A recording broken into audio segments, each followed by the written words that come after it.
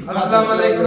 उम्मीद करते हैं कि आप खैरियत से होंगे। हमारा दुआ है कि आप हमेशा खुश रहें, हंसते और मुस्कुराते रहें और इसी तरह मैं अपना प्यार दिखाते मैं रहें। मोहम्मद यकूब। मैं तारिक मैं मोहम्मद। मोहम्मद यूसुफ। मैं इम्तियाज। आज हम इस वीडियो पे रिएक्शन देने जा रहे हैं। इस वीडियो का टाइटल है India has Nagpur violence and China has deep sea as a nation treasure. तो देखते हैं वीडियो और अपना रिएक्ट कर देंगे। कौन करते हैं 3 2 1 वीडियो स्टार्ट। नमस्कार, वेलकम टू करियर 247। मैं हूं प्रशांत धवन। नाउ ये आपके सामने है एशिया के दो दिग्गज देश इंडिया चाइना। दोनों की तरफ से रिसेंटली अलग अलग न्यूज सामने आई जो पूरे दुनिया के मीडिया ने कवर करी है। भारत की तरफ से आया नागपुर वॉयलेंस का केस, दूसरी तरफ चाइना की तरफ से आया कि इन लोगों ने डीप सीक को डिक्लेयर कर दिया है एक नेशनल ट्रेजर, जो बहुत बड़ी बात है। मेरे हिसाब से इंडियंस को पता होना चाहिए कि चाइना किस तरीके से अपने जीनियस लोगों को ट्रीट करता है। ना ये जो यहाँ पे आप लोग देख रहे हो आर्टिकल, रिसेंटली क्या हुआ कि महाराष्ट्र की सिटी नागपुर में दो कम्युनिटी के लोग लड़ पड़े। वो कौन सी कम्युनिटीज हैं आप सब लोग समझ सकते हैं। औरंगजेब की टूम को लेकर कुछ किसी ने न्यूज फैला दी, किसी ने कुछ रिलीजियस टेक्स्ट को लेकर न्यूज फैला दी, मिस इन्फॉर्मेशन थी, मगर लोग सड़कों पे आकर लड़ने लग गए। स्थिति इतनी जरा खराब हो गई कि कर्फ्यू इंपोज करना पड़ा। इशू क्या है? औरंगजेब का टूम्ब, एक ऐसा आदमी जो 1707 में मर गया था, उसकी कब्र को लेकर इतना वायलेंस हो गया हमारी महाराष्ट्र स्टेट में कि कर्फ्यू इंपोज करना पड़ा। और दुख पता क्यों होता है? महाराष्ट्र को मैं काफी बार देखता हूं as a jewel of our country. Maharashtra state का जो ओवरऑल कंट्रीब्यूशन है देश की जीडीपी में, ये कमाल का है। हाईएस्ट स्टेट जीडीपी है महाराष्ट्र की। बिलियंस ऑफ डॉलर्स के टैक्सेस पे करते हैं ये लोग सरकार को। और जो नेशनल जीडीपी ग्रोथ रेट होती है ना, हमेशा आप देखोगे महाराष्ट्र की इकोनॉमी उससे ज्यादा ही ग्रो कर रही होगी। और मोस्ट प्रोबेबली ये भारत की पहली ट्रिलियन डॉलर इकोनॉमी बनने वाली है। तो ऑब्वियसली पूरी दुनिया की नजर होगी महाराष्ट्र पर। और आप लोग सोच सकते हैं, जब ऐसी स्टेट की एक बहुत ही इंपॉर्टेंट सिटी नागपुर में वायलेंस स्टार्ट हो जाता है, लॉ एंड ऑर्डर कुछ समय के लिए कोलैप्स कर जाता है, तो दुनिया में क्या हमारी इमेज जाएगी। यहाँ पे आप देख पाओगे state law and order has collapsed. ये महाराष्ट्र में जो ऑपोजिशन पार्टीज है उन्होंने ये कहा है कि नागपुर वाला इंसिडेंट साफ साफ ये दिखाता है कि ओवरऑल लोगों में ना लॉ एंड ऑर्डर का डर नहीं है। ये बात मैं पिछले कई महीनों से लगातार कहता आ रहा हूँ। इंडिया को ओवरऑल पुलिस रिफॉर्म्स चाहिए, हमारी स्टेट्स को ज्यादा पुलिस चाहिए और जेन्युइनली लोगों के मन में रिस्पेक्ट और एक कुछ हद तक एक डर भी होना चाहिए, फियर भी होना चाहिए कि लॉ एंड ऑर्डर हमको नहीं तोड़ना, चाहे कुछ भी हो जाए। अगर आप किसी चीज को लेकर डिसएग्री करते हैं, डिबेट करिए, कोर्ट में जाइए, वेरियस और तरीके होते हैं, मगर सड़कों पे वायलेंस करना ये आज की डे एंड एज में ये एक्सेप्टेबल नहीं होना चाहिए। खैर, ये तो हमने बात करी इंडिया की। ये न्यूज आई है इंडिया से। अगेन मैंने ये कंपैरिजन वीडियो इसलिए निकाली है क्योंकि फनी इनफ दोनों कंट्रीज से ना ये टॉप न्यूज रिसेंटली बनी थी। चाइना से ये, इंडिया से ये। चाइना से टॉप न्यूज ये बनी है कि डीप सीक के बारे में जैसे आप लोग जानते हैं, चैट जीपीटी का राइवल है डीप सीक। और रिसेंटली डीप सीक बहुत ज़्यादा वायरल हो गया था क्योंकि इसका जो पेड वर्जन है इसकी कॉस्ट चैट जीपीटी के मुकाबले बहुत कम है। इसको डेवलप करने में कम खर्चा आया था। और इवन मैं कहूँगा भारत ने भी जब डीप सीक को देखा, वी फेल्ट लाइक ठीक है, अब हम लोग भी डीप सीक और चैट जीपीटी के टक्कर का खुद का एक एलएलएम बनाएंगे। और ये बात हमारे देश के कई ब्रिलियंट लोगों ने कही है। फॉर एग्जांपल इन्फोसिस के मोहनदास पा, इन्होंने रिसेंटली कहा है कि जो फ्रूगल इनोवेशन करने का तरीका है ना डीप सीक का, इंडिया को इसे अडॉप्ट करना होगा। फ्रूगल होता है कम खर्चा करके, मिनिमम खर्चा करके आप कुछ एक प्रोजेक्ट बनाते हो, वैसी ही सोच भारत को रखनी होगी। डीप सीक से इंडिया काफी कुछ सीख सकता है। और चाइना की सरकार रिसेंटली क्या करती है? चाइना की सरकार डीप सीक को दे देती है एक नेशनल ट्रेजर का दर्जा। ये बहुत बड़ी बात है। इसका मतलब क्या है? अब चाइना डीप सीक को स्केल करेगी। चाइनीज गवर्नमेंट अब खुद डीप सीक को बढ़ाने में, इसको एक ग्लोबल ब्रांड बनाने में काम करेगी। और इसके लिए चाइना सबसे पहला काम क्या करता है? जो भी इंपॉर्टेंट डेवलपर्स हैं, इंजीनियर्स हैं, एम्प्लॉयज हैं डीप सीक के, क्योंकि देखिए घूम फिर के इस टाइप की जो कंपनीज होती हैं, यहाँ पर जो लोग हैं, जो लोग यहाँ पर काम कर रहे थे, they are the main assets. उस टीम को आपने अगर तोड़ लिया है, किसी और कंट्री ने उनको जरा पैसा देकर अपनी तरफ बुला लिया, तो सारी रिसर्च, सारा ज्ञान इंस्टेंटली उनके पास चला जाएगा। तो चाइना ने पहला काम ये किया कि डीप सीक के जो भी इंपॉर्टेंट एम्प्लॉयज हैं, इनके पासपोर्ट जब्त कर लिए, इनके डॉक्यूमेंट जब्त कर लिए और इन पर लगा दिया ट्रैवल बैन। जी हाँ, चाइना इस तरीके से ऑपरेट करता है। इन पे ट्रैवल बैन लग चुका है, मतलब कि कल को यूएसए की कोई भी कंपनी, बिल गेट्स खुद या इलॉन मस्क खुद कहे कि बिलियंस ऑफ डॉलर्स दूंगा, डीप सीक को छोड़कर यहाँ पे ग्रॉक को डेवलप करने के लिए आ जाओ या फिर माइक्रोसॉफ्ट के को पायलट को डेवलप करने के लिए आ जाओ, this simply will not happen. China ने अपना जो एक एसेट इनको लगा के डीप सीक एक ब्रांड बन चुका है, ये आप तो चैट जीपीटी को भी बीट कर रही है गूगल प्ले स्टोर और एप्पल के ऐप स्टोर में। तो क्यों ना अब इसको नेशनल ट्रेजर बनाया जाए, इसको स्केल अप किया जाए, इसको और भी ज्यादा बड़ा ब्रांड बनाया जाए। इसके लिए देखो इनकी सोच कैसी है। इंडिया में और इवन परहैप्स यूएस में हम लोग इमेजिन भी नहीं कर सकते कि इस तरीके से किसी के पासपोर्ट सब डॉक्यूमेंट्स आप जब्त कर ले टू मेक श्योर कि देश को नुकसान ना हो। क्योंकि जब चाइना की सरकार खुद अब डीप सीक में पैसा लगाएगी और कल को 1-2 साल बाद ये चाइना छोड़ के भाग गए तो लोगों का पैसा डूब गया ना, चाइना के लोगों का जो भी टैक्स पेयर मनी है वो डूब गया। तो इस तरीके से ऑपरेट करता है China and a lot of Indians don't know about this. और तो और एक बहुत ही इंटरेस्टिंग बात ये भी देखने को मिली कि चाइना की सरकार हर तरफ से कोशिश कर रही है कि डीप सीक को ये लोग प्रमोट करे। गवर्नमेंट जो बॉडीज हैं इनको बोला गया है कि आप लोग हर जगह डीप सीक को यूज करोगे, चाहे कोर्ट रूम हो, कोई केस चल रहा है वहां पे एआई की आवश्यकता है, कोई चैट जीपीटी यूज नहीं करेगा, सब लोग डीप सीक यूज करेंगे।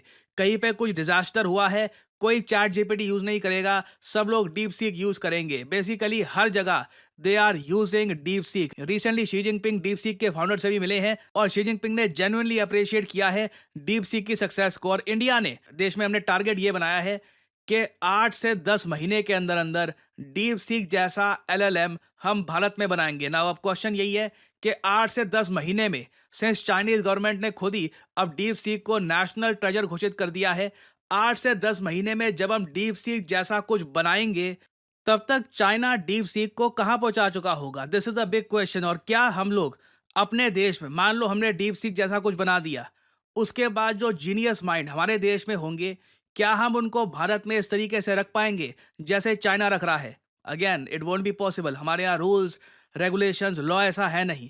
So this is a big difference between both the countries.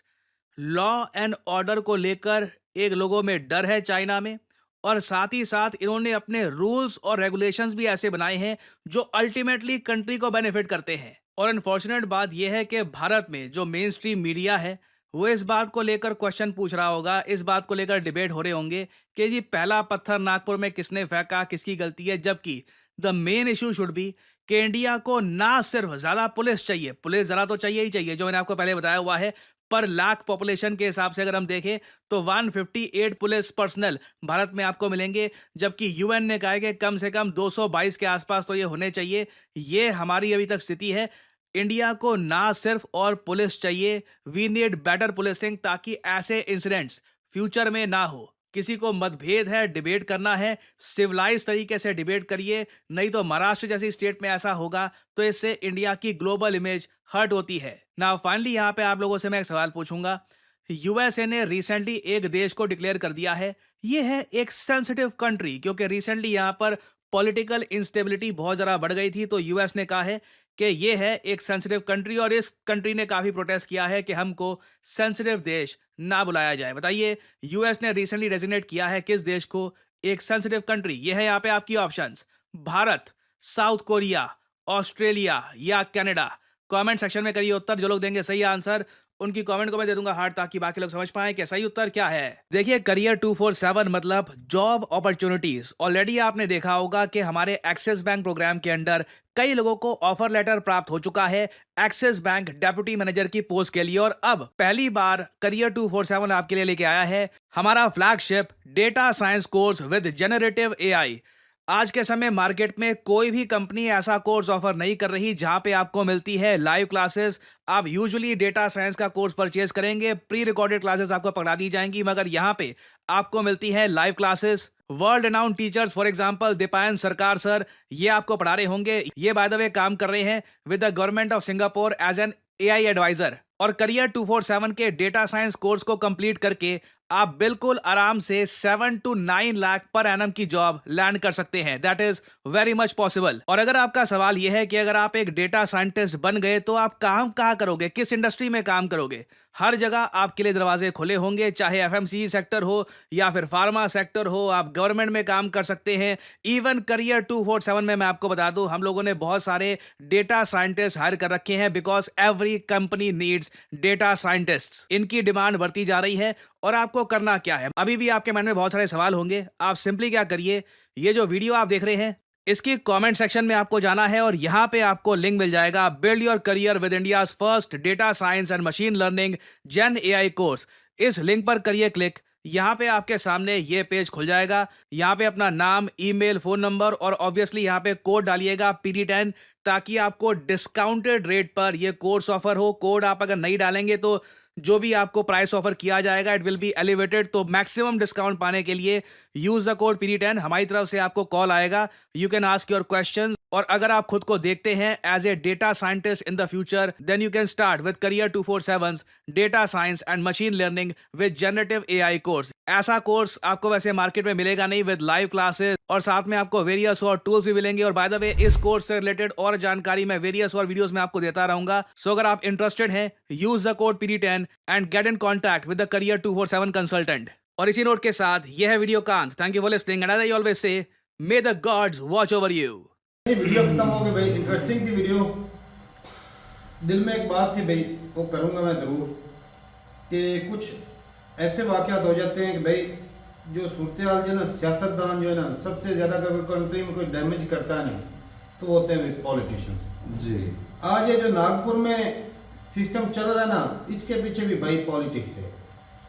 सिर्फ और सिर्फ डिवाइड एंड रूल खेला जा रहा है। तो भाई मेरी बात सुनो, 1707 में बंदा फौत हुआ, अभी वो गड़े मुर्दे उखाड़ के क्या मिलना है? पॉलिटिशियन अपना चूल्हा नहीं बेच रहे हैं, नेक्स्ट लोगों को गलत रास्ते पे लगा रखा है। और क्या है भाई साहब, दुनिया में मैं जो सूरत हाल देख रहा हूँ, अभी जो ऑब्जर्व किया, पाकिस्तान में सबसे ज्यादा पाकिस्तान को डैमेज करने वाला एक बंदा था, वो है इमरान खान। हिंदुस्तान को सबसे ज्यादा डैमेज करने वाला बंदा है, वो है PM मोदी।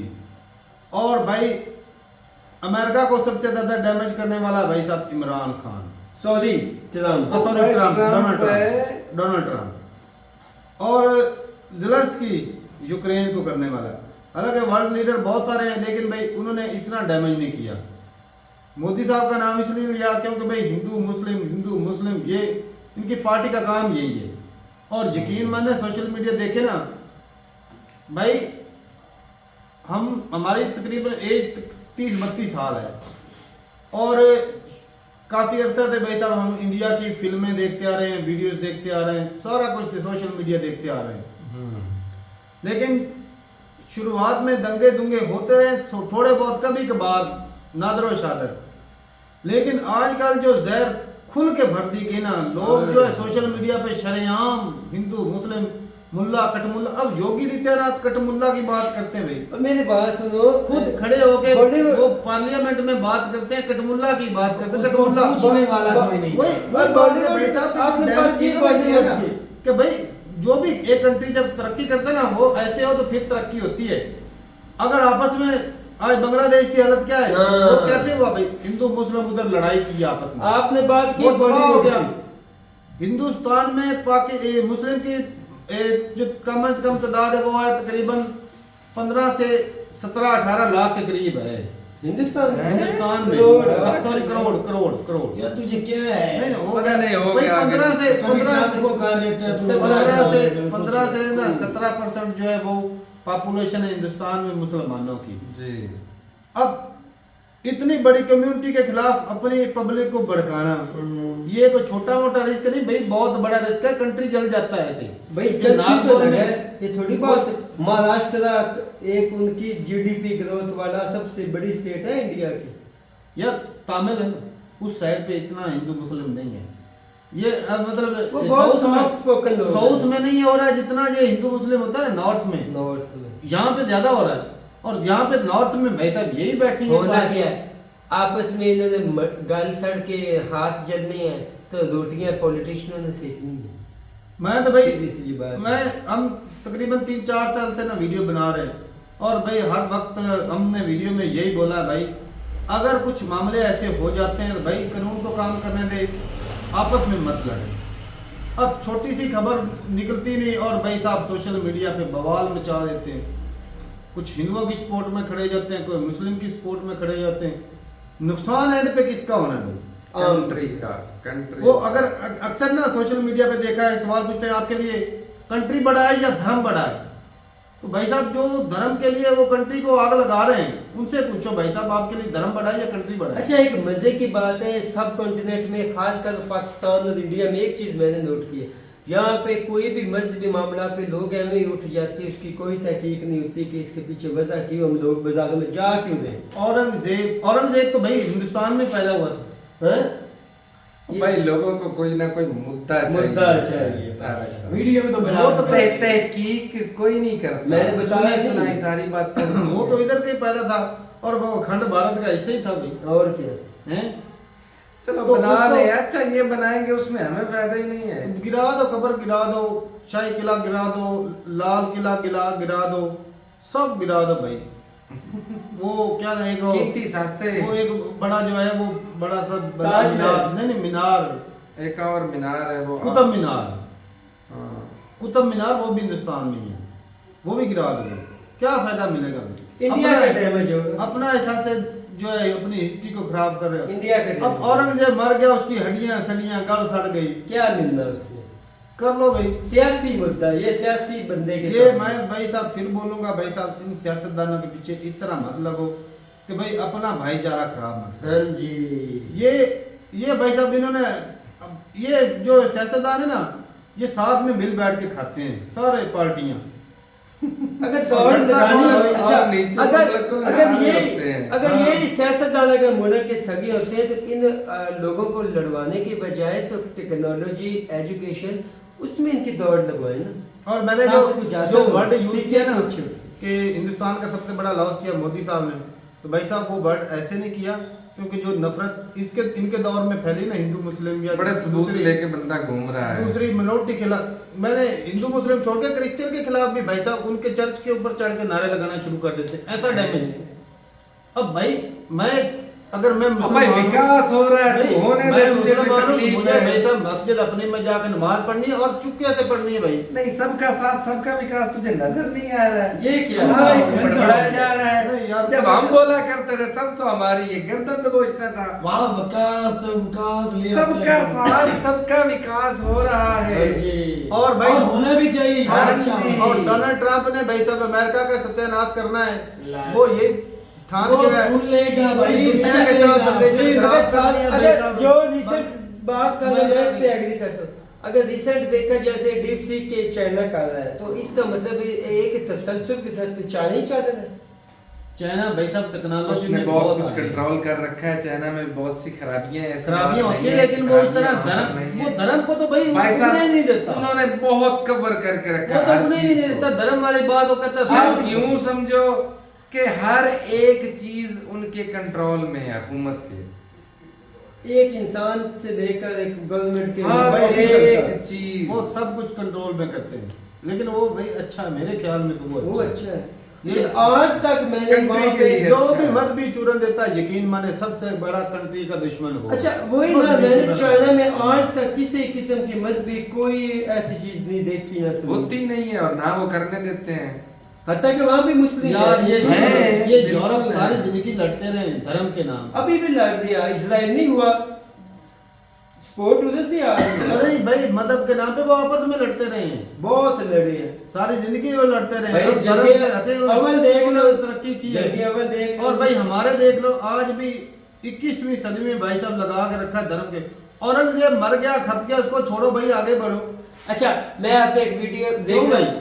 पाकिस्तान उसके और मकबरे से चाइना, क्या लेना sorry, देना sorry, भाई? sorry, पाकिस्तान और बांग्लादेश 1960 से लेके 95 तक जब हमारी इंडिया के साथ ना वार हुई थी, ये 5-7 साल में उसका चाइना से कंपैरिजन कर देते कि खाने के लाले पड़ते थे। एक घर होना ना, ये एक मल्ला होना जो गाँव में, उनके पास एक बाईसाइकिल होनी थी, ऐसे हालात थे। अब हम 1947 से भी तो कंट्रीज पे से चले गए, तो वो कहाँ से कहाँ चला गया 50 सालों में, सिर्फ 50 साल में। चाइना छोटे छोटे बच्चों को टेक्नोलॉजी सिखाता है। ऐसी बात। हमारे तो 4 करोड़ बच्चे भाई भीख मांग रहे हैं सड़कों पे, और हिंदुस्तान में भाई साहब नारेबाजी कर रहे हैं। हालांकि एजुकेशन का लेवल हमसे उनका आगे, लेकिन मेजोरिटी भाई साहब अभी भी सड़कों पे नारे लगा रहे हैं, वो भी सियासतदानों के पीछे, पार्टियों के पीछे। तो क्या वहाँ पे चुतिया जो है ना काटते हैं ना भाई साहब, ये सियासतदान काटते हैं, उनके अपने बच्चे बाहर पढ़ रहे होते हैं और हम लोग जो इधर वही नारेबाजी कर रहे थे। हम लोगों को लड़वाते हैं, जब पता चलेगा थोड़ा सा हम पे बुरा वक्त या दबाव होना, सुबह पता लगता है कि भाई साहब फ्लाइट लेके बाहर निकल। जिस तरह रैलियों में मरते पख्तूनों के बच्चे, पंजाबियों के बच्चे और उनके बच्चे क्रेडिट खान साहब उनके लंदन में होते हैं, यूरोप में होते हैं, इधर होते हैं। बिल्कुल ऐसी बात है। चलो जी भाई, बाकी भाई चाइना टेक्नोलॉजी में आगे, लेकिन ये भी है कि टेक्नोलॉजी की बात करें तो भाई इंडिया भी इतना पीछे नहीं है।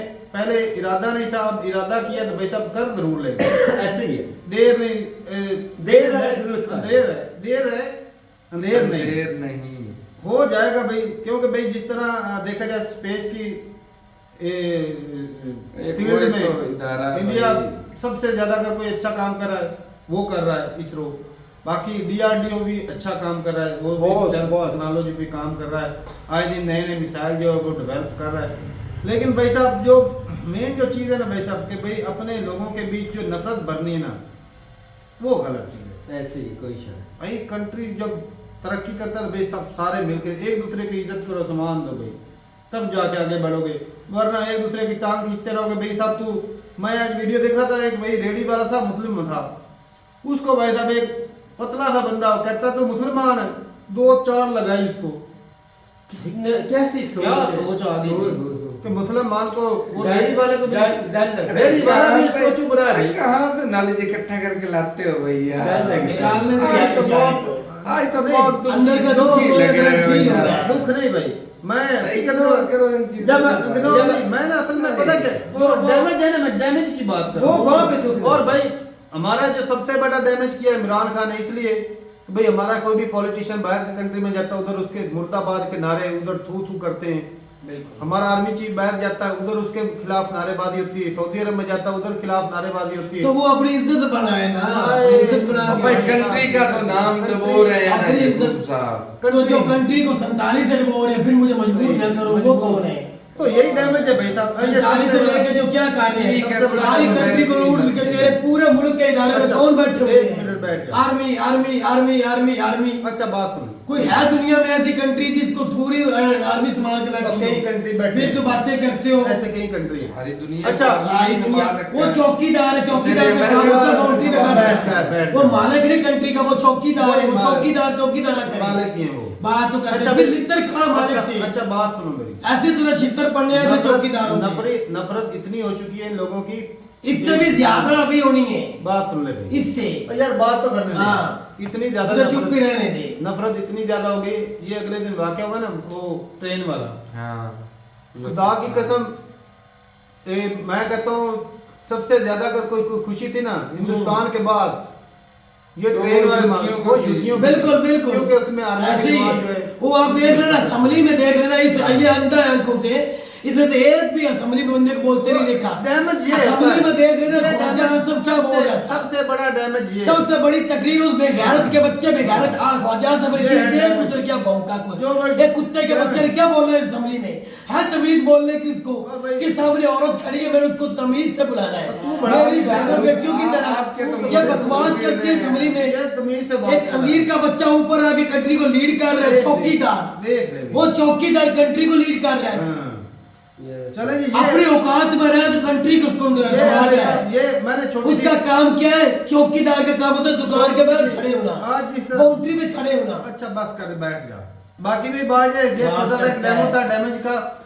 और यहाँ पे ये है बार- बार- वहाँ पे बार- भाई साहब बार। मुसलमान है, बस यहाँ पे फौज है और हिंदुस्तान में मुसलमान है। बिल्कुल। तो ठीक है भाई, मिलते नहीं वीडियो के साथ, तब तक के लिए इजाजत देंगे। अल्लाह हाफिज़।